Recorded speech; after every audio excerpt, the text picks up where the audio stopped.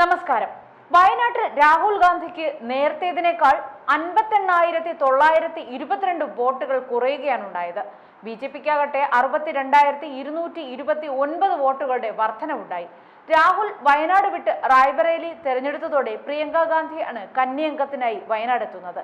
തൃശൂർ ലോക്സഭാ മണ്ഡലത്തിലെ B J P സ്ഥാനാർത്ഥി സുരേഷ് ഗോപി നേടിയ വിജയം കേരളത്തിലെ ബി ജെ പി പ്രവർത്തകരെ ആകെ ആവേശത്തിലാക്കിയിരിക്കുകയാണ്. അതുകൊണ്ട് തന്നെ വയനാട് ഉപതെരഞ്ഞെടുപ്പിനെ ബി ജെ പി പ്രവർത്തകർ ഉറ്റുനോക്കുകയാണ്. സുരേഷ് ഗോപിയുടെ മിന്നും വിജയം ബി ജെ പിക്ക് വലിയൊരു പ്രതീക്ഷയാണ് നൽകിയിരിക്കുന്നത്. വടക്ക് പോലെ തെക്കിൽ താമര വിരിയുന്നത് അസാധ്യമെന്ന പ്രവചനങ്ങളെയെല്ലാം തൃശൂർ മാറ്റിമറിച്ചു. അതുകൊണ്ട് തന്നെ വയനാട് ഉപതെരഞ്ഞെടുപ്പ് ബി ജെ പിക്ക് നിർണായകമാകും. കേരളത്തിൽ ലഭിച്ച ഒരു സീറ്റ് കേരളത്തിലെ മാത്രമല്ല തമിഴ്നാട്ടിലെയും ബി ജെ പി പ്രവർത്തകർക്ക് ആവേശമാവുകയാണ് എന്ന് വ്യക്തമാക്കുന്നതാണ് സമൂഹ മാധ്യമങ്ങളിലെ ചില പോസ്റ്റുകൾ സൂചിപ്പിക്കുന്നത്.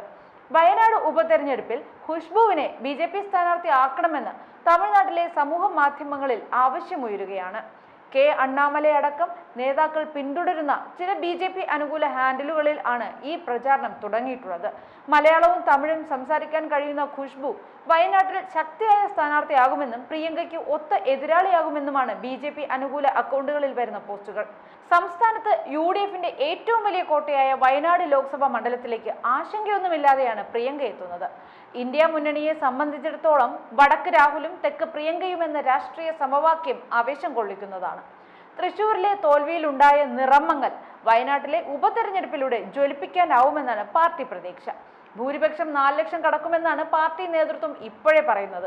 അമേഠി തിരിച്ചുപിടിച്ചും റായ്ബറേലി നിലനിർത്തിയും വയനാട്ടിൽ പ്രിയങ്കയെ മത്സരിപ്പിച്ചും പഴയ പ്രതാപത്തിലേക്ക് കോൺഗ്രസ് എത്തുന്നു എന്ന ആവേശത്തിലാണ് അണികൾ.